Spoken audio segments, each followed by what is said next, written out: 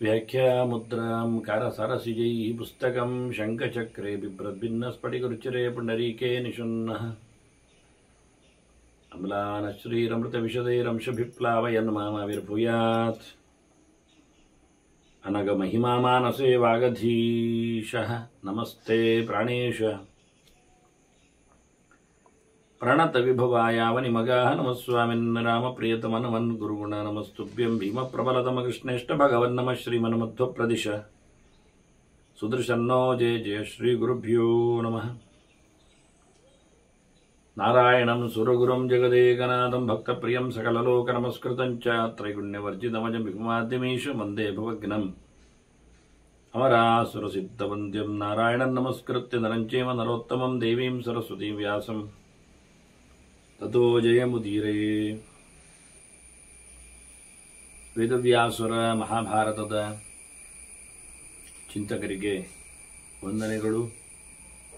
ಶಾಂತಿ ಪರ್ವದ 151ನೆಯ ಪ್ರವಚನ. ಅದೇ ಒಂದೊಮ್ಮೆ ರಾಜನಿಗೆ ಒಳ್ಳೆಯವರು ಸಿಗದಿದ್ದಾಗ ಕೆಟ್ಟವರ ಸಹವಾಸದಲ್ಲಿ ಸಹಾಯದಲ್ಲಿ ಆತ ಹೇಗಾಗ್ತಾನೆ, ನಡೆಸಬಹುದೇ? ಅಸತ್ಕುಲೀನರ ಸಂವಾಸಕ್ಕೆ ಏನು ಅರ್ಥವೆಲೆ ಅಂತ ಧರ್ಮರಾಜ ಕೇಳಿಕೊಂಡ. ಆಗ ಭೀಷ್ಮರು ನಡೆದ ಘಟನೆಯೇ ನಮಗೆ ಪಾಠ ಕೊಡುತ್ತದೆ ಅಂತ ಹೇಳಿಬಿಟ್ರು. ಉದಾಹರಣೆಯೇ ನಮಗೆ ಅಭ್ಯಾಸ ಆಗುವಂಥದ್ದು, ಹಿಂದಿನವರ ಚರ್ಯೆಯೇ ನಮಗೆ ಕೆಲವೊಮ್ಮೆ ಶಿಕ್ಷಣ ಕೊಡುತ್ತದೆ ಅಂತ ಬಹಳ ಮಾರ್ಮಿಕವಾಗಿ ಉತ್ತರ ಕೊಟ್ಟರು. ಅದಕ್ಕಾಗಿ ಒಂದು ಕತೆ ಹೇಳಿದರು, ಒಂದು ಋಷಿಯ ಕತೆ. ಅದು ಋಷಿ ಯಾರೊಂದು ಮುಂದೆ ಅವರು ಹೇಳುತ್ತಾರೆ, ಋಷಿ ಹೇಳಿಕೊಳ್ಳುತ್ತಾನೆ. ಅಷ್ಟರವರೆಗೆ ನಾವು ಋಷಿಯನ್ನು ಗುಟ್ಟಾಗಿಡುವ. ಬಹಳ ಒಳ್ಳೆಯ ಋಷಿ ಅಂತ ನಾನು ಅದರ ಬಗ್ಗೆ ತುಂಬ ಅವನ ಸಾಧನೆಗಳ ಬಗ್ಗೆ ಭೀಷ್ಮರು ಹೇಳಿದ ಗೆರೆಗಳನ್ನೆಲ್ಲ ತೋರಿಸಿಕೊಟ್ಟಿದ್ದೆ. ಇರಲಿ, ಋಷಿಯ ಆಚರಣೆಯಲ್ಲಿ ಋಷಿ ರೂಪದವರು ಎಷ್ಟೋ ಜನ ಹೇಗೂ ಇರ್ತಾರೆ. ಅವನಿಗೆ ಎಲ್ಲ ಪ್ರಾಣಿಗಳು ಬೇಕು ಅಂದರೆ ಎಲ್ಲ ಪ್ರಾಣಿಗಳಿಗೆ ಅವನು ಬೇಕು ಹಾಗಿತ್ತು. ಬಂದು ಮಾತಾಡಿಸಿಕೊಂಡು ಹೋಗ್ತಾವೆ ಅಂದ್ರೆ ಅವುಗಳ ಭಾಷೆಯಲ್ಲಿ ಮಾತಾಡ್ತಾವೆ. ಯಾವುದೋ ಕ್ರೂರ ಮೃಗಗಳು ಕರಾಳವಾದ ಮುಖಗಳಿಂದ ಹಲ್ಲನ್ನು ತೋರಿಸಿಕೊಂಡು ಕೂಗುವುದಕ್ಕೂ, ಅಭ್ಯಾಸ ಇದ್ದವನಿಗೆ, ಅರ್ಥವುಳ್ಳವನಿಗೆ, ಪ್ರಿಯನಾದವನಿಗೆ ಅವುಗಳು ತಮ್ಮದೇ ನೆಲೆಯಲ್ಲಿ ಗೂಂಗುಡುತ್ತಾವೆ. ಹಲ್ಲು ತೋರಿಸದೆ, ಬಾಯಿ ತೆರೆಯದೆ, ತಲೆ ಬಗ್ಗಿಸುವ ಮೂಲಕ ಅವನಲ್ಲಿ ಮಾತುಕತೆಯನ್ನು ಒಂದು ರೀತಿಯಿಂದ ನಡೆಸಿಕೊಡ್ತಾವೆ. ಯಾವುದೋ ಬೇರೆ ರೀತಿಯ, ನೀವು ಬೆಕ್ಕು ಕೂಗುವುದು ಕೇಳಿರ್ಬೋದು, ಸುಮಾರು ಬಗೆಯಿಂದ ಬೆಕ್ಕು ಕೂಗಿದ್ರು ಹತ್ತಿರದವನಲ್ಲಿ, ಪ್ರೀತಿಯವನಲ್ಲಿ ಬೇರೆ ರೀತಿಯಾದ ಒಂದು ಶಬ್ದವನ್ನು ಮಾಡ್ತದೆ. ತನ್ನ ಮರಿಗಾಗುವಾಗ ಬೇರೆ ಶಬ್ದವನ್ನು, ಬಾಯೊಳಗೇ ಶಬ್ದವನ್ನು ನಡೆಸ್ತದೆ. ಹಾಗೆ ಎಲ್ಲ ಪ್ರಾಣಿಗಳಲ್ಲಿಯೂ ವ್ಯತ್ಯಾಸ ಇದೆ. ಹೀಗೆ ಅವನಲ್ಲಿ ಕ್ಷೇಮವಾರ್ತೆ ಜೊತೆಯಲ್ಲಿ ಅವನು ಸಹ ಪ್ರಾಣಿಗಳ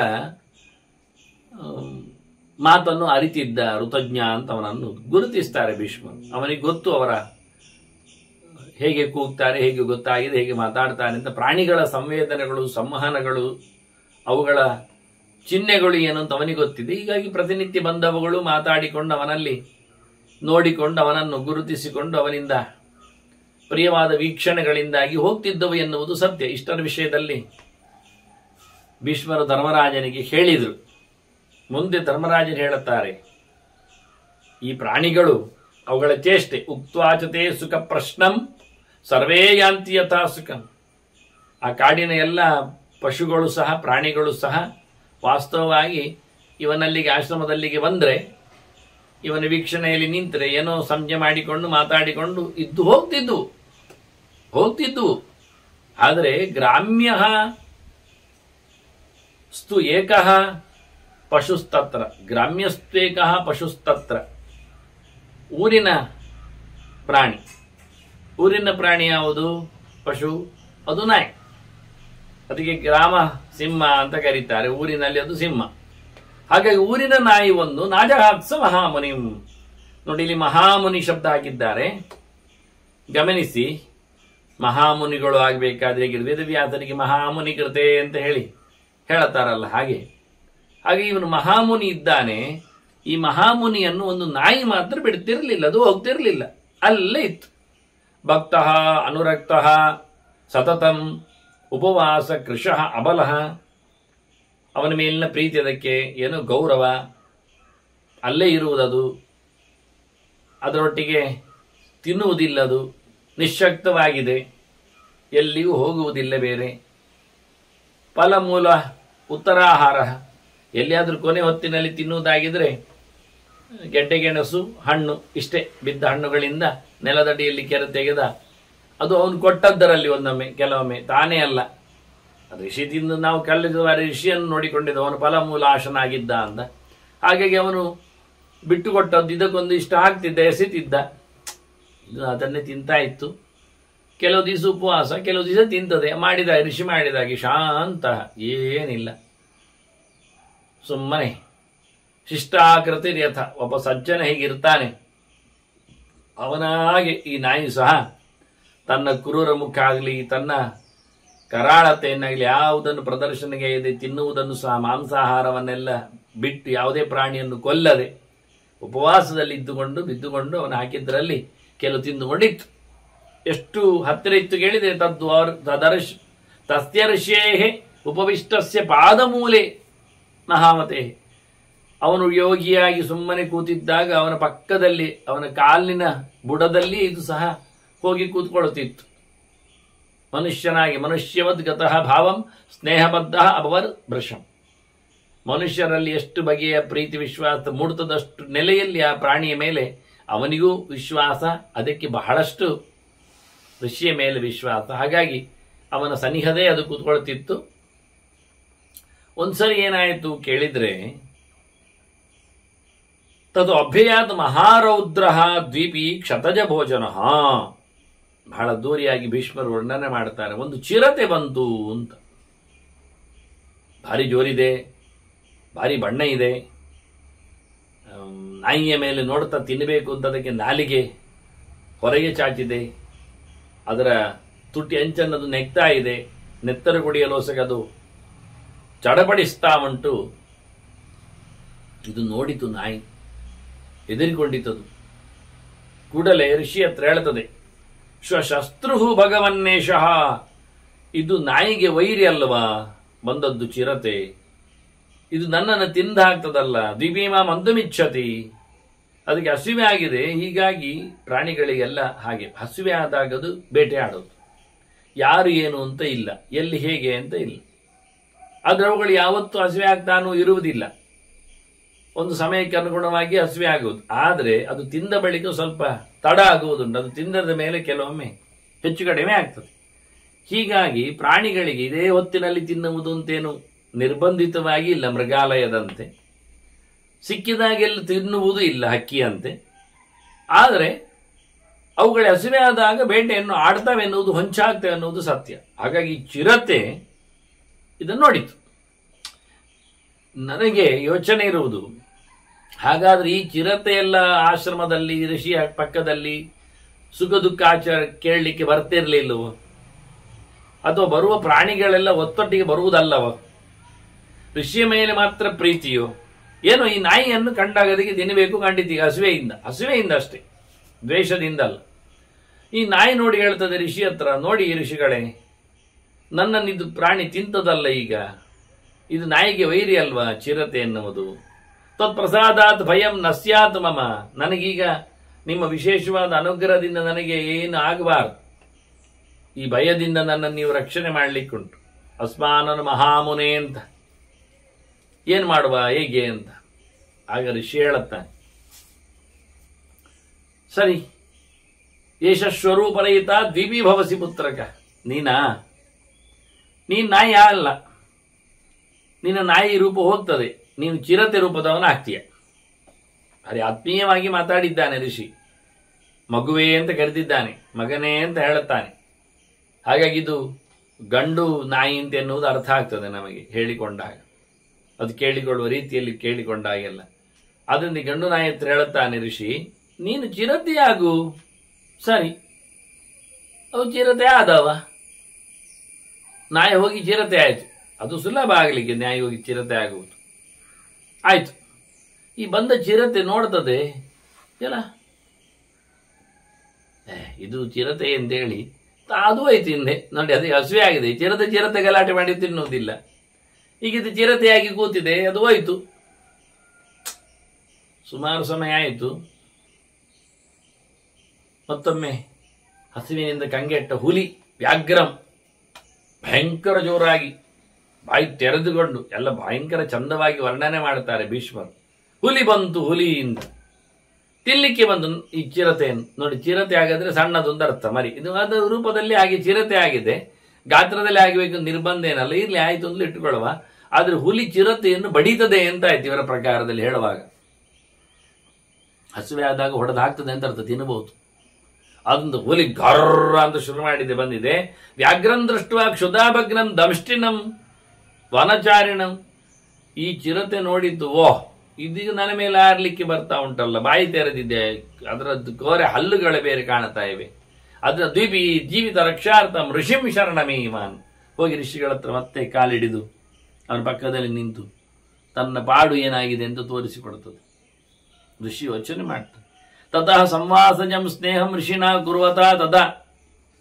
ಒಟ್ಟಿಗಿದ್ದದಲ್ಲ ಬಹಳ ಸಮಯ, ಎದ್ದು ಬಿಟ್ಟು ಹೋಗ್ತಿರ್ಲಿಲ್ಲ ನಾಯಿ. ಹಾಗಾಗಿ ಅವನಿಗೆ ಒಟ್ಟಾಗಿದ್ದದ್ದನ್ನು ನೆನಪು ಮಾಡಿಕೊಂಡು ಅದರ ಪ್ರೀತಿ ವಿಶ್ವಾಸವನ್ನು ನೆನೆದುಕೊಂಡು ಏನ್ ಮಾಡ್ತಾನೆ, ಸದ್ವೀಪಿ ವ್ಯಾಘ್ರದಾನೀತಃ, ಆ ಚಿರತೆಯನ್ನು ಹುಲಿ ಮಾಡಿ ಬಿಟ್ಟವ. ಆಯ್ತಲ್ಲ, ಕಾಡು ಪ್ರಾಣಿಗಳಿಗಿಂತ ಜೋರಾಗಿರತಕ್ಕಂಥ ಇದು ಕ್ರೂರ ಪ್ರಾಣಿಯಾಗಿ ಇದು ಪರಿವರ್ತಿತ ಆಯಿತು. ಈಗ ಇದು ಹುಲಿ. ಈಗ ಹುಲಿ ನೋಡಿತು, ಓ ಇದು ಹುಲಿ ಎಂದದು ಆಯ್ತು. ಈಗ ಅದು ಗಲಾಟೆ ಮಾಡಲಿಕ್ಕೆ ಬರಲಿಲ್ಲ, ಇದು ಹುಲಿಯಾಗಿ ಆಯ್ತಲ್ಲ. ನೋಡಿ, ಅದು ಹೊರಟೋಯ್ತು. ಇದು ಈಗೇನಾಗಿದೆ, ಹುಲಿ ಆಗಿದೆ. ಇದಕ್ಕೀಗ ಬಿಸಾಡಿದ್ದೆಲ್ಲ ಹಣ್ಣು ಹಂಪಲು ಎಲ್ಲ ಆಗುವುದಿಲ್ಲ, ಗೆಡ್ಡೆ ಎಣೆದೆಲ್ಲ ಇಲ್ಲ. ನಪೂಲ ಬಲ ಭೋಗೇಶು ಸ್ಪೃಹ ಸಸ್ಯಾಕರೋತ್ತದ. ಅದ್ರ ಮೇಲೆ ಅದಕ್ಕೆ ಆಸೆ ಇಲ್ಲ, ಅದು ತಿನ್ನೋದಿಲ್ಲ. ಇದಕ್ಕೀಗ ಮಾಂಸ ಬೇಕೀಗ. ಆಚೀಚೆ ಪ್ರಾಣಿಗಳನ್ನು ಬೇಟೆಯಾಡಿ ಶುರು ಮಾಡಿದೆ. ನೋಡಿ, ಹಾಗಾದ್ರೆ ಏನಾಯ್ತು, ರೂಪ ಮಾತ್ರ ಅಲ್ಲ, ಅದು ಪರಿಪೂರ್ಣವಾಗಿ ಪರಿವರ್ತನೆ ಆಗಿದೆ ಅಂತ ಅರ್ಥ. ಹುಲಿಯೇ ಆಗಿದೆ ಅದು. ಈಗ ಹುಲಿಯಾಗಿ ಕಂಡದ್ದಲ್ಲ, ಹುಲಿಯ ಚರ್ಮ ಬಂದದ್ದಲ್ಲ, ಹುಲಿಯ ಪಟ್ಟೆ ಬಿದ್ದದ್ದಲ್ಲ. ಆಗ ಚಿರತೆ ಚುಕ್ಕಿ ಬಂದ ಹಾಗೆ ಈಗ ಏನಾಗಿದೆ ಅಂದ್ರೆ ಅದು ಶುದ್ಧ ಹುಲಿಯೇ. ಈಗ ಅದಕ್ಕೆ ಬೇಕೀಗ ಇದು ಟ್ರಾನ್ಸ್ಫಾರ್ಮರ್ ಇದ್ದಾಗಿತ್ತು. ಅದು ಇವನು ಕೊಟ್ಟಂತಹ ಮೂಲ ಫಲಗಳನ್ನೆಲ್ಲ ಹುಲಿಯಲ್ಲಿ ತಿಂತದಾಗೆಲ್ಲ ಅದು ಬೇಡ, ಅದು ಬಿಟ್ಟಿದೆ. ತಿನ್ನುವುದಿಲ್ಲ, ಅಲ್ಲ ತಿಂತದೆ. ಈಗ ಅದಕ್ಕೆ ಮಾಂಸ ಬೇಕು, ಬೇಟೆಯಾಡಿ ಶುರು ಮಾಡಿದೆ ಅದು. ಅದು ಅಲ್ಲೇ ಉಂಟು ಮಾತ್ರ. ವ್ಯಾಘ್ರಶ್ಚ ಉಟಜ ಮೂಲಸ್ಥಃ, ಅವನಲ್ಲಿ ಕೂತಿದೆ ಅದು, ತಿಂದು ಬಂದೆಲ್ಲ. ಈಗ ಒಂದ್ಸತಿ ತಿಂದಿದೆ ಗಡದ್ದಾಗಿ. ತೃಪ್ತಃ ಸುಪ್ತಃ ಹತೈರ್ ಮೃಗೈ, ಕಂಡಾಬಟ್ಟೆ ಪ್ರಾಣಿಗಳನ್ನೆಲ್ಲ ಕೊಲ್ತದೆ, ತಿಂತದೆ, ಚೆನ್ನಾಗಿ ಅಲ್ಲಿ ಮಲಗ್ತದೆ. ಆದ್ರೆ ಋಷಿ ಆಶ್ರಮದಲ್ಲೇ ಇರ್ತದೆ. ಅದಕ್ಕೆ ಅದರ ನೆನಪುಂಟು ಮಾತ್ರ. ನೆನಪು ಅಂದ್ರೆ ಅದಕ್ಕೆ ಬದುಕಿಸ್ತಿದ್ದಲ್ಲ, ಲಾಭ ಆಯ್ತಲ್ಲ ಅದಕ್ಕೆ ಅಂತ. ಒಂದ್ಸರ್ತಿ ಏನಾಗಿದೆ ಅಂದ್ರೆ ಒಂದು ಹುಲಿ ಹೆದರಿಸಲಿಕ್ಕೆ ಒಂದು ದೊಡ್ಡ ಆನೆ ಬಂದು ಬಿಟ್ಟಿದೆ. ಬೃಹದಾಕಾರದ ಆನೆ, ದೊಡ್ಡ ದಂತದಕ್ಕೆ ಕಾಡಾನೆ. ಈ ಹುಲಿಯನ್ನು ನೋಡಿ ಎಗರಿಸಬೇಕು ಅಂತ ಹೊರಟಿದೆ. ಇದು ಓಡಿದೆ. ವ್ಯಾಘ್ರಹ ಹಸ್ತಿ ಭಯಾತ್ ತ್ರಸ್ತ ತಮರ್ಷಿಂ ಶರಣಮ್ಯಯು. ಹುಲಿ ಹೋಗಿ ದಮ್ಮೆ ಹೊಡೆದಿದೆ ಋಷಿಗಳ ಹತ್ರ. ಆನೆ ಬಂದಿದೆ, ದೊಡ್ಡ ಆನೆ, ಕಾಡಾನೆ ಅಂತ ಹೇಳಿ. ತತ ಅನಯದ್ ಕುಂಜರತ್ವಂ ವ್ಯಾಘ್ರಂ ತಮ ಋಷಿ ಸಪ್ತಮಃ. ಅವನು ಬಹಳ ದೊಡ್ಡ ಋಷಿ ಆದ್ರಿಂದ ಅವನಿಗೇನು ಸಮಸ್ಯೆ ಆಗಲಿಲ್ಲ. ಇದನ್ನೇ ಆನೆ ಮಾಡಿಬಿಟ್ಟ. ಈಗ ನೋಡಿ, ಹುಲಿ ಹೋಯಿತು, ಆನೆ ಆಯ್ತು. ಈಗ ಆನೆ ಆದಾಗ ಇದಕ್ಕೇನು ತೊಂದರೆ ಆಗುವುದಿಲ್ಲ. ಏನು ತೊಂದರೆ ಆಗುವುದಿಲ್ಲ ಅಂದ್ರೆ ಆನೆ ಮಾಂಸಾಹಾರಿ ಅಲ್ಲಲ್ಲ ಒಂದು ದೃಷ್ಟಿಯಿಂದ. ಫಲಮೂಲಾಶನವೇ ಆನೆ. ಈಗ ಆನೆ ಮಾಡಿಬಿಟ್ಟಿದ್ದಾನೆ. ಈ ಒಂದು ಸಿದ್ದೇನಾಯ್ತು, ಆನೆ ಇನ್ನೊಂದು ಸಿಂಹ ಬಂದಿದೆ. ಈಗ ಅದನ್ನು ತಿನ್ಲಿಕ್ಕೆ ಹಿಡಿಲಿಕ್ಕೆ ಅಷ್ಟು ದೊಡ್ಡ ಆನೆ ಆದ್ರೆ ಸಿಂಹ ಜೋರಿಲ್ವಾ? ಸಿಂಹವನ್ನು ನೋಡಿದೆ, ಕೆರಳಿದ ಸಿಂಹ, ಕೇಸರ ಬೇರೆ ಇದೆ, ಗಂಡು ಆಗಿದೆ. ತನ್ ದೃಷ್ಟ ಸಿಂಹಂ ಆಯಾಂತಂ ನಾಗಃ ಸಿಂಹ ಭಯಾರ್ಧಿತ ಋಷಿಂ ಶರಣವಾಪೇತ್. ಆನೆಗೂ ಹೆದರಿಕೆ ಆಯಿತು. ಹೋಗಿ ಮಂಡೆ ಅಲ್ಲಾಡಿಸಿ ಋಷಿ ಹತ್ರ ಹೇಳ್ತದೆ, ಬಂದಿದೆ, ಸಿಂಹ ಬಂದಿದೆ. ಋಷಿ ನೋಡಿದ, ಸತತಃ ಸಿಂಹತಾಂ ನೀತ, ಸರಿ ಅಂತೇಳಿ ಅದನ್ನೇ ಸಿಂಹ ಮಾಡಿಬಿಟ್ಟ. ಈಗ ಈ ಸಿಂಹಕ್ಕೆ ಆ ಸಿಂಹ ಕಂಡಿತು, ಓಹ್ ಇದರಲ್ಲಿ ಲಡಾಯಿ ಇಲ್ಲ, ಎಳಿಯೋಯ್ತದು ನೋಡಿ, ಎಲ್ಲ ಹಾಗೆ ಇದು ಸಿಂಹವೇ ನಮ್ಮ ಪ್ರಕಾರದಲ್ಲೇ ಉಂಟು ಅಂತೇಳಿ. ಈಗ ಇದೇನಾಯ್ತು, ಸಿಂಹವಾಗ್ಲಿಕ್ಕೆ ಹೋಗಿ ಕೈಯಲ್ಲಿ ಸಿಕ್ಕಿದ್ದನ್ನೆಲ್ಲ ತಿನ್ಲಿಕ್ಕೆ ಶುರು ಮಾಡಿದೆ. ಈಗ ಮತ್ತೆ ಕ್ರೂರ ಮೃಗ ಆಗಿದೆ. ಅಲ್ಲಿ ಯಾವ ಈಗ ಆಶ್ರಮಕ್ಕೆ ಪಕ್ಕಕ್ಕೆ ಯಾವ ಪ್ರಾಣಿಗಳು ಬರುವುದೇ ಬಿಟ್ಟಿವೆ. ನ ಚಾನ್ಯೇ ಕ್ಷುದ್ರ ಪಶವಃ ತಪೋವನ ಸಮೀಪತಃ. ತಪೋವನದ ಸುತ್ತಮುತ್ತಲು ಹಿಂದೆಲ್ಲ ಎಲ್ಲ ಪ್ರಾಣಿಗಳು ಬಂದು ಋಷಿಯಲ್ಲಿ ಮಾತಾಡಿಕೊಂಡು ಹೋಗ್ತಿದ್ದವಲ್ಲ, ಈಗ ಈ ಸಿಂಹದಿಂದಾಗಿ ಬರುವುದೇ ಇಲ್ಲ. ಇದೇ ಹೋಗಿ ತಿಂತದೆ ಅಷ್ಟೇ ಅಲ್ಲದೆ ಬಂದದ್ದು ಬಿಡುವುದಿಲ್ಲ. ಆದ್ರಿಂದ ಋಷಿಯ ಆಶ್ರಮದಲ್ಲಿ ಈಗ ಯಾವುದೇ ಪ್ರಾಣಿಗಳ ಸಮಾವೇಶ ಇಲ್ಲ. ಒಂದಿನ ಏನಾಯಿತು, ಅಲ್ಲಿಗೆ ಒಂದು ಶರಭ ಬಂತು. ನಾವು ಋಷಿಯ ವನದ ಬಗ್ಗೆ ಮಾತಾಡುವಾಗ ಹೇಳಿದ್ದೆವು, ಎಲ್ಲ ಪ್ರಾಣಿಗಳು ಬರ್ತದೆ ಅಂದಾಗ ಶರಭವೂ ಬರ್ತದೆ ಹೇಳಿದ್ದೆ. ಶರಭ ಎನ್ನುವುದು ಸಿಂಹವನ್ನು ಹೊಡೆದಾಕುವ ಒಂದು ಪ್ರಾಣಿ. ಅದಕ್ಕೆ 8 ಕಾಲು, ಇಲ್ಲಿ ಹೇಳ್ತಾರೆ ಅಷ್ಟಪಾತನ್ 8 ಕಾಲು. 8 ಕಾಲಲ್ಲದೆ ಇದಕ್ಕೊಂದು ಸ್ಪೆಷಲ್ ಲಕ್ಷಣ ಹೇಳ್ತಾರೆ, 4 ಕಣ್ಣಿದೆ ಅಂತ. ಅಷ್ಟಪಾದೋರ್ಧನಯನಃ ಅಂತ ಹೇಳಿ 8 ಕಾಲಿಗೆ ಅದಕ್ಕೆ ಸರಿಯಾಗಿ ಅರ್ಧದಷ್ಟು ಕಣ್ಣು. ನಮಗೆ ಪ್ರಾಣಿಗಳಿಗೆ 4 ಕಾಲಿಗೆ 2 ಕಣ್ಣು, 8 ಕಾಲಾದ್ರೆ 4 ಕಣ್ಣು ಅಂತ. 4 ಕಣ್ಣು ಅಂತಿದೆ. ಅದು ಯಾವ ನಮೂನಿ 4 ಕಣ್ಣು, ಯಾವ ನಮೂನಿ 8 ಕಣ್ಣು ಎನ್ನುವುದು ಗೊತ್ತಿಲ್ಲ. ಇವತ್ತು ಯಾರೇ ಸಹ ಪ್ರಾಚೀನ ಕೆಲವೆಲ್ಲ ಸ್ಕೆಲ್ಟನ್ಗಳ, ಬುರುಡೆಗಳ, ಅಸ್ಥಿಪಂಜರಗಳ ಇನ್ವೆನ್ಷನ್ಗಳಲ್ಲಿ 8 ಕಾಲಿನ ಶರಭಗಳ ಬಗ್ಗೆ ಇನ್ನು ಹೇಳಲಿಕ್ಕೆ ಹೋಗಲಿಲ್ಲ ಅವರು. ಆದರೆ ಪುರಾಣಗಳು, ಇತಿಹಾಸಗಳು ಅನೇಕ ಕಡೆ ಈ ಶರಭದ ಚಿಂತನೆ ಬರ್ತದೆ. ಸಿಂಹವನ್ನು ಎಗರಿಸುವ ಕ್ರೂರ ಪ್ರಾಣಿ ಇದು, ಮಾಂಸಾಹಾರಿ. ಮತ್ತು ಹೇಗಿತ್ತು ವಿಚಿತ್ರ, ಬಹಳ ಜೋರಾಗಿತ್ತು. ಹಾಗಾಗಿ ಒಂದು ಕಡೆ ಪುರಾಣದಲ್ಲಿ ತಮಾಷೆ ಬರ್ತದೆ. ದೇವರು ನರಸಿಂಹ ರೂಪನಾಗಿ ಉಗ್ರನಾಗಿ ನಿಂತಾಗ ಅವನ ಉಗ್ರತೆಯನ್ನು ಶಾಂತಿ ಮಾಡಲಿಕ್ಕೆ ಶಿವ ಶರಭನಾಗಿ ಒಂದು ಹೋರಾಟ ಮಾಡಿ ಅವನ ತಲೆ ಕಡ್ದು ಮೇಲೆ ಹಾಕಿಬಿಟ್ಟ ಅಂತೆಲ್ಲ ಗಮ್ಮತ್ತು ಬರೀತಾರೆ. ಅದು ಯಾಕೆ ಶಿವನಿಗೆ ಶರಭ ರೂಪ ಬಂತು ಗೊತ್ತಿಲ್ಲ ಎಲ್ಲ. ಹಾಗೆ ಇವತ್ತು ಶರಭ ಕಾಣುವುದಿಲ್ಲ ಎಲ್ಲಿ ಸಹ, ನಮಗೆ ಗೊತ್ತಿಲ್ಲ. 8 ಕಾಲಿನ 2 ತಲೆಯ ಒಂದು ದೃಷ್ಟಿಯಿಂದ 4 ಕಣ್ಣಿಗೆ, ಇಲ್ಲಾದ್ರೆ ಒಂದೇ ತಲೆಯಲ್ಲಿ 4 ಕಣ್ಣಿನಲ್ಲಿ ಇದ್ದ ಹಾಗೆ ಒಂದು ಕ್ರೂರವಾದಂತಹ ಮೃಗವಾಗಿ ಈ ಶರಭ ಬಂದಿದೆ ಸಿಂಹವನ್ನು ಎಗರಿಸಲಿಕ್ಕೆ. ನೋಡಿದ ಈ ಸಿಂಹ ನೋಡಿತು, ತಂದೃಷ್ಟ್ವಾ ಶರಭಂ ಯಾಂತಂ ಸಿಂಹ ಪರಭಯಾನ್ವಿತ ಋಷಿಂ ಶರಣಮೇವಾನ್ ಶರಣಂ ಅಪೇದೆ. ಋಷಿಯಲ್ಲಿ ಓಡಿ ಹೋಯಿತು. ಶರಭದಿಂದ ಹೆದರಿದ ಸಿಂಹಕ್ಕೀಗ ಏನ್ ಮಾಡಬೇಕು ಗೊತ್ತಾಗ್ಲಿಲ್ಲ. ಆಗ ತಮ್ಮನಿಗೆ ಶರಭಂಚಕ್ರೆ ಆಯ್ತಲ್ಲ. ಈಗ ಋಷಿ ಏನ್ ಮಾಡಿದ, ಇದನ್ನೇ ಶರಭ ಮಾಡಿಬಿಟ್ಟ. ಈಗ ಶರಭಕ್ಕೆ ಇನ್ನೊಂದು ಶರಭ ಕಾಣ್ತಾ ಉಂಟು. ಇದು ನನ್ನದು ಜಾತಿ, ಇದರಲ್ಲಿ ಹೋರಾಟ ಇಲ್ಲ ಅಂತ ಅದು ಹೋಯ್ತು. ನೋಡಿ, ಎಲ್ಲ ಪ್ರಾಣಿಗಳು ಹಸಿವಿನಿಂದ ಹೋರಾಟಕ್ಕೆ ಬಂದಾಗ ಅದು ತನ್ನಾಗಿ ಇದ್ರೆ ಅದರ ಮೇಲೆ ಹೋರಾಟ ನಡೆಸುವುದಿಲ್ಲ, ಹೊರಟೋಯ್ತು. ಮನುಷ್ಯ ಮಾತ್ರ ಮನುಷ್ಯನನ್ನು ಕಂಡು ಲಡಾಯಿ ಮಾಡುವುದು, ನೋಡಿ, ಗಲಾಟೆ ಎಬ್ಬಿಸುವುದು. ಪ್ರಾಣಿಗಳಲ್ಲಿ ಅವುಗಳದ್ದೇ ಜಾತಿಗಳು ಬಂದಾಗ ಮಾತಾಡುವುದಿಲ್ಲ, ಅದು ಹೊರಟಾಯ್ತು. ಇದು ನಿಲ್ಲೇ ಉಂಟು. ಮುನೇ ಪಾರ್ಶ್ವಗತಃ ನಿತ್ಯಂ ಶರಭಃ ಸುಖಮಾಪ್ತವಾನ್. ಇದಕ್ಕೆ ಈಗೇನು ಹೆದರಿಕೆ ಇಲ್ಲ, ಇದಕ್ಕಿಂತ ದೊಡ್ಡ ಪ್ರಾಣಿ ಇಲ್ಲ. ಇದೇ ಭಯಂಕರ ದೊಡ್ಡ ಪ್ರಾಣಿ, ಇದೇ ಕ್ರೂರ ಪ್ರಾಣಿ. ಋಷಿಗಳ ಪಕ್ಕದಲ್ಲಿ ಕೂತು ಗಮ್ಮತ್ತಿನಲ್ಲಿ ಇದು ವಿಹಾರ ಮಾಡಿತು. ಯಾವ ಪ್ರಾಣಿಗಳ ಭಯವೂ ಅದಕ್ಕಿಲ್ಲ ಆಗಿದೆ. ಈಗ ಇದರಿಂದ ಹೆದರಿಕೊಂಡು ಹೋಗಿ ಎಲ್ಲಾ ಪ್ರಾಣಿಗಳು ಕಾಡಿಬಿಟ್ಟು ಓಡಿದವು. ಸರ್ವೇ ಮೃಗಗಣಾಹ ವನಾತ್ ದಿಶಾ ಸಂಪ್ರಾದ್ರವನ್ ರಾಜನ್. ಎಲ್ಲಿಗೆಲ್ಲಿಗೆ ಅಂತಿಲ್ಲ, ಎಲ್ಲೆಲ್ಲೋ ಕಡೆ ಇದ್ದಿರತಕ್ಕಂಥ ವನದಲ್ಲಿ ಇರತಕ್ಕಂಥ ಪ್ರಾಣಿಗಳೆಲ್ಲ ಇದರ ಹೆದರಿಕೆಯಿಂದ ಓಡಿಯೋದು.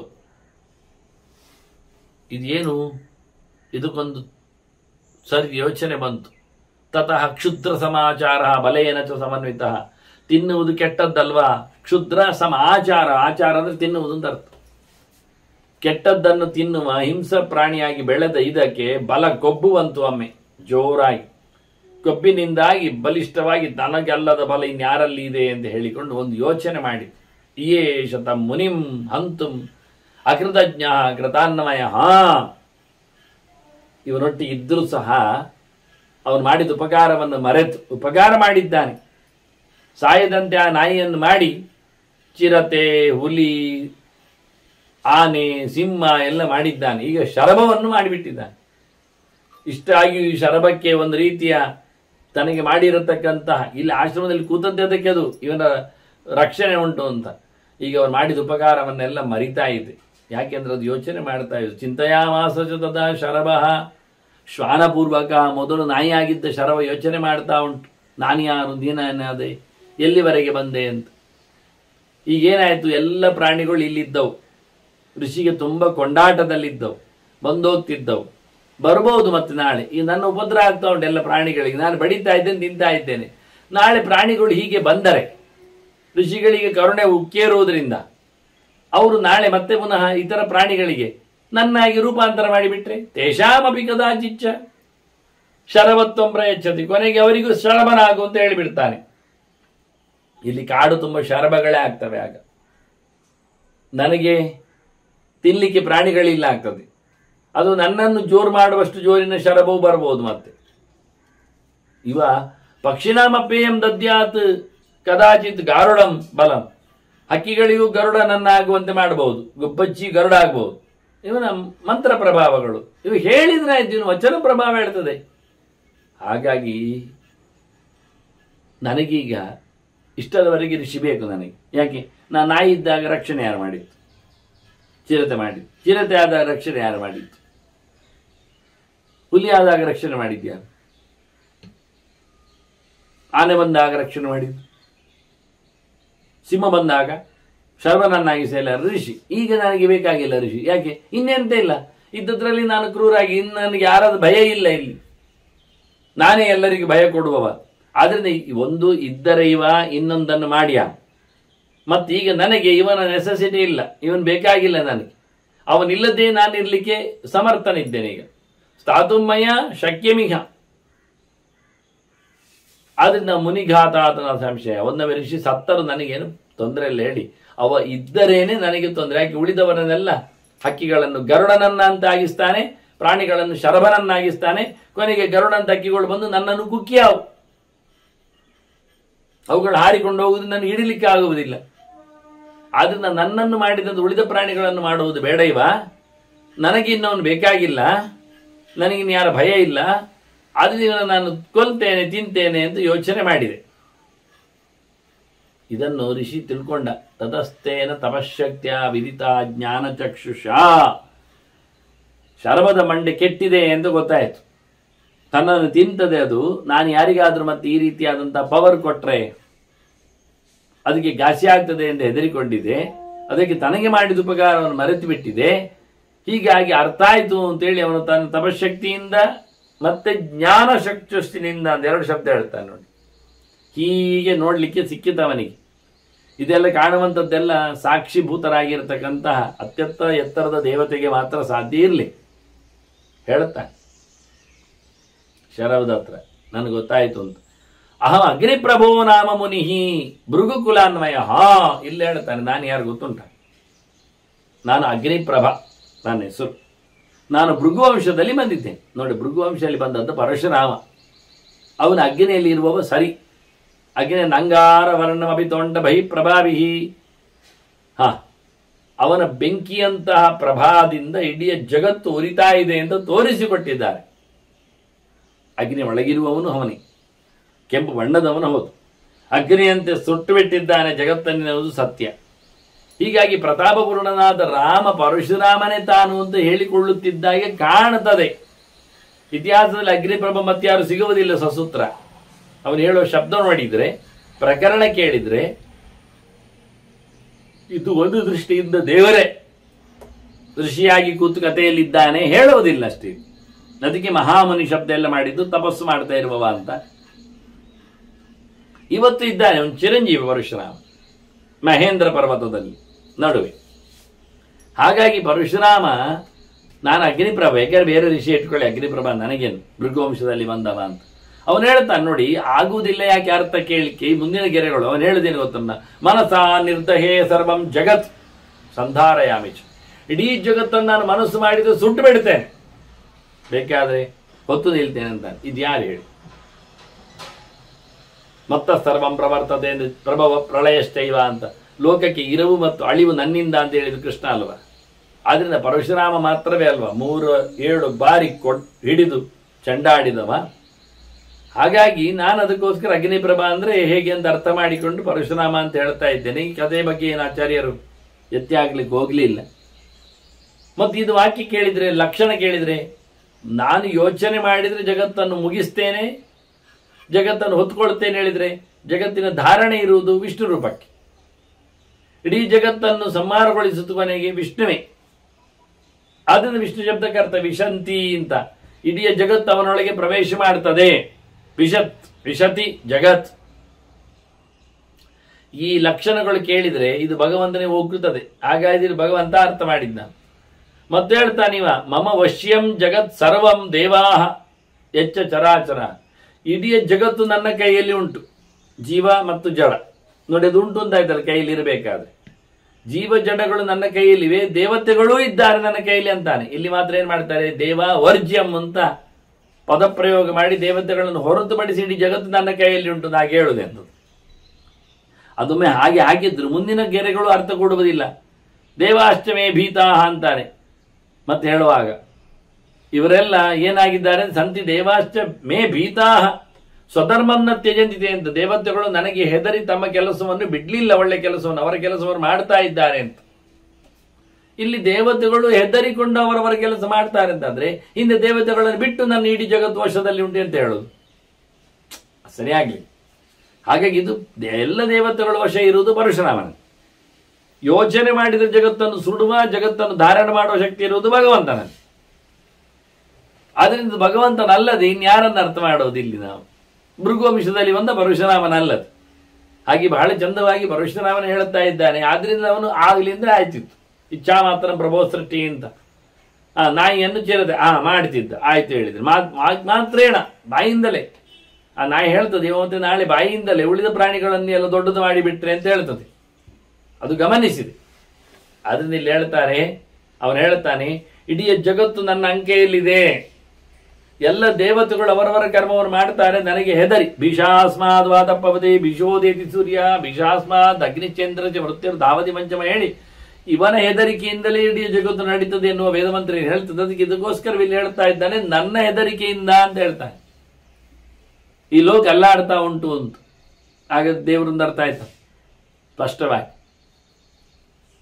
ಸುಧರ್ಮಾತ್ ಚಲಿತಾನ್ ಸರ್ವಾನ್ ವಾಂಗ್ ಮಾತ್ರೇಣಾಭಿನಿರ್ದಹೇ. ಒಂದೊಮ್ಮೆ ಅವರವರ ಕೆಲಸವರು ಮಾಡದೇ ಇದ್ರೆ, ಸ್ವಧರ್ಮವನ್ನು ನಡೆಸದೇ ಇದ್ರೆ, ಅವನನ್ನು ಬಾಯಿ ಮಾತಿನಿಂದಲೇ ನಾನು ಸಾಯಿ ಅಂತೇನೆ ಸಾಯ್ತಾರೆ ಅವರು, ಸುಟ್ಟು ಬಿಡ್ತೇನೆ ಅವರನ್ನು ಇವು ಹೇಳುದು. ಅಂದ್ರೆ ಅಷ್ಟು ಜೋರಾಗಿ ಮಾಡಿಸುವ ಶಕ್ತಿ ವಿಧಿಯ ನೆಲೆಯಲ್ಲಿ ಜೀವರಿಗೆ ಕೊಡುವಂತ ವ್ಯವಸ್ಥೆ ಅದು ಪರಶುರಾಮ ರೂಪದಲ್ಲಿ ಆಗಿದೆ, ಆಗ್ತಾ ಇದೆ ಅನ್ನುವ ಅರ್ಥದಲ್ಲಿ ಅರ್ಥ ಮಾಡ್ಲಿಕ್ಕೆ ಆಗ್ತದೆ. ಹೇಳ್ತಾನೆ ಕಿಮಂಗತ್ವಂ, ಎಂತದ ನೀನು ಪರ್ಪೋಷಿ ನಾಯಿ ಅಂತಾನೆ.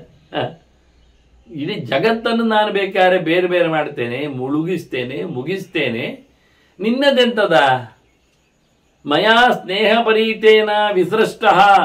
ನಾನು ಪ್ರೀತಿಯಿಂದ ನಿನ್ನ ಮೇಲೆ ವಿಶ್ವಾಸ ಇಟ್ಟು ನಾನು ನಿನ್ನನ್ನು ಬೇರೆ ಬೇರೆ ರೂಪಕ್ಕೆ ತಂದೆ. ನಾಯಿಯಿಂದ ಚಿರತೆ ಮಾಡಿದೆ ಮೊದಲಿಗೆ, ಚಿರತೆಯಿಂದ ಮತ್ತೆ ನಾನು ನಿನ್ನನ್ನು ಹುಲಿ ಮಾಡಿದೆ, ಹುಲಿಯಿಂದ ಮತ್ತೆ ನಿನ್ನನ್ನು ಆನೆ ಮಾಡಿದ್ದೇನೆ, ಆನೆಯಿಂದ ಮತ್ತೆ ನಿನ್ನನ್ನು ಸಿಂಹ ಮಾಡಿದ್ದೇನೆ, ಸಿಂಹದಿಂದ ನಿನ್ನ ಮತ್ತೆ ಈಗ ಶರಭವನ್ನಾಗಿಸಿದ್ದೇನೆ. ಆದರೆ ನಿನ್ನ ತಲೆ ಹಾಳಾಗಿದೆ, ನಾನು ಮಾಡಿಕೊಟ್ರು ಉಪಯೋಗ ಆಗ್ತಾ ಇಲ್ಲ. ಇಡೀ ಜಗತ್ತನ್ನು ನೋಡಿಕೊಳ್ಳೋ ನನಗೆ ಒಂದು ದೃಷ್ಟಿಯಿಂದ ವಿರೋಧ ಮಾಡಿದ್ದರಿಂದ ನಾನು ಯಾರೇ ಆಗಲಿ ಅವರವರ ಧರ್ಮದಿಂದ ಹೊರಟಿದ್ದ ನಾನು ಅವರನ್ನು ಸುಟ್ಟು ಬಿಡುವುದು ಕತೆ. ನಿನ್ನ ಧರ್ಮದಲ್ಲಿ ಇಲ್ಲ, ಈಗ ಪ್ರಯೋಜನ ಆಗಲಿಲ್ಲ. ನಿನ್ನನ್ನು ನಾನೀಗ ಯಾರು ಏನು ಅಂತ ನೋಡುವುದೇ ಇಲ್ಲ. ಯಸ್ಮಾದೇವ ಮಪಾಪಂ ಮಾಂ ಪಾಪ ಹಿಂಸಿತ ಮಿಚ್ಛಸ್. ನಾನು ಏನು ಮಾಡದವನ ನೀನು, ನಾನು ಉಪಕಾರ ಮಾಡಿದವನಿಗೆ ಹಿಂಸೆ ಮಾಡಬೇಕು ಅಂತ ನೀನು ಬಯಸಿದೆಯಲ್ಲ, ಮಾಡೋದು ಬಿಡು. ಮನಸ್ಸಿನಲ್ಲಿ ಬಂತಲ್ಲ, ಇನ್ನು ಮಾಡ್ತೀನಿ, ಇನ್ನು ಮನಸ್ಸಲ್ಲೇ ಬಂದರೆ ಗಾಢವಾಗಿ. ಹಾಗಾದ್ರೆ ನನ್ನನ್ನು ನೀನು ಹಿಂಸೆ ಮಾಡಲು ಬಯಸಿದ್ದರಿಂದ ತಸ್ಮಾತ್ ಸ್ವಯೋನಿಮಾಪನ್ನ ಪುನಃ ಶ್ವಾನೋ ಭವಿಷ್ಯ. ನೀನು ಆದ್ರಿಂದ ಮತ್ತೊಮ್ಮೆ ನಿನ್ನದೇ ಆಗಿರತಕ್ಕ ಜಾತಿಗೆ ಹೋಗು, ನಾಯಿ ಆಗು ಅಂತ ಹೇಳಿಬಿಟ್ಟ. ಹೀಗೆ ನಾಯಿಯನ್ನು ಮತ್ತೆ ನಾಯಿ ಮಾಡಿದ ಕಥೆಯನ್ನು ಭೀಷ್ಮರು ಹೇಳುತ್ತಾ ಇದ್ದಾರೆ ಧರ್ಮರಾಜನಿಗೆ.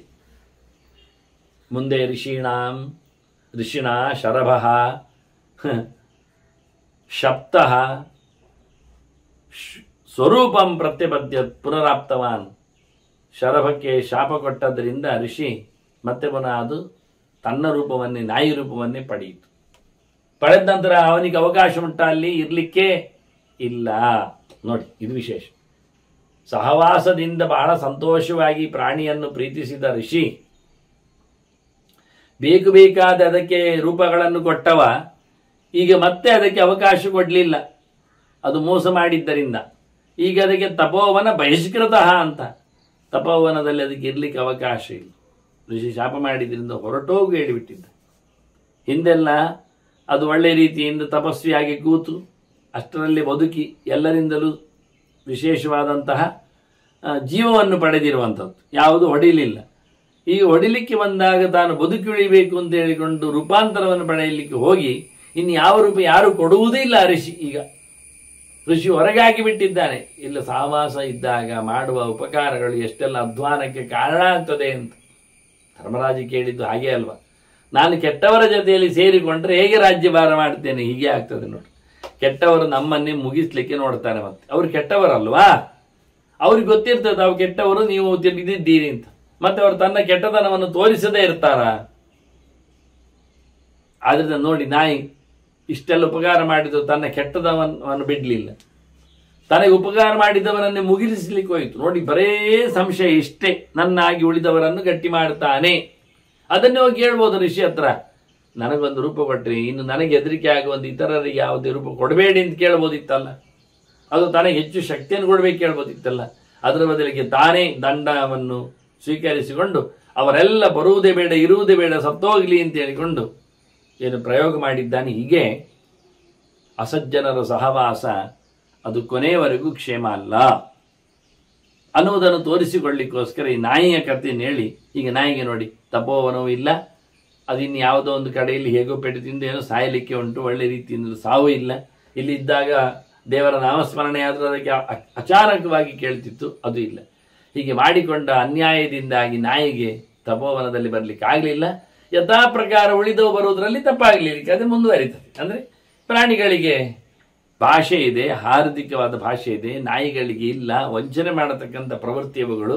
ಹೀಗಾಗಿ ಕೆಟ್ಟ ಜನರ ಸಹವಾಸ ಎನ್ನುವುದು ಅಷ್ಟು ಇಷ್ಟಕ್ಕಲ್ಲ ಅಂತೇಳಿ ಇನ್ನು ಮುಂದಿನ ಒಂದಿಷ್ಟು ಮಾತುಗಳಲ್ಲಿ ಇದಕ್ಕೆ ಬೋದ್ಬಲಕವಾಗಿ ಹೀಗೆ ಇಲ್ಲಿ ಕಥೆ ಹಂತದಲ್ಲಿ ಬೇಕಾದಷ್ಟು ಪ್ರಾಣಿಗಳ ವಿವರಣೆಗಳು, ವಿಶೇಷಾಂಶಗಳು, ಅವುಗಳ ಸ್ವರೂಪಗಳು, ನಿರ್ಣಯಗಳು ಹೇಗಿರ್ತಾವೆ, ಆಕಾರದಲ್ಲಿ, ಭಾವದಲ್ಲಿ, ಸ್ವಭಾವದಲ್ಲಿ ಹೇಗಿರ್ತಾವೆ ಎನ್ನುವುದನ್ನೆಲ್ಲ ಇಲ್ಲಿ ಉಲ್ಲೇಖ ಮಾಡಿದ್ದಾರೆ. ನಾನು ಕಥಾದೃಷ್ಟಿಯಿಂದ ಅಷ್ಟೇ ನೀತಿಯ ಚಿಂತನೆಯನ್ನು ಎತ್ತಿಕೊಂಡದ್ದರಿಂದ ಎಲ್ಲ ಪ್ರಾಣಿಗಳಿಗೆ, ನಮಗೆಲ್ಲ ಪ್ರಾಣಿಗಳ ವಿವರಣೆಗಳು ಸಿಗುವಂಥದ್ದು, ಅವುಗಳ ಭಾವಗಳು ಅರ್ಥ ಆಗುವಂಥದ್ದು ಅವುಗಳಿಗೆ ಬಂದಿರತಕ್ಕಂಥ ಕೆಲವೊಂದು ಲೇಖನಗಳಿಂದಾಗಿ.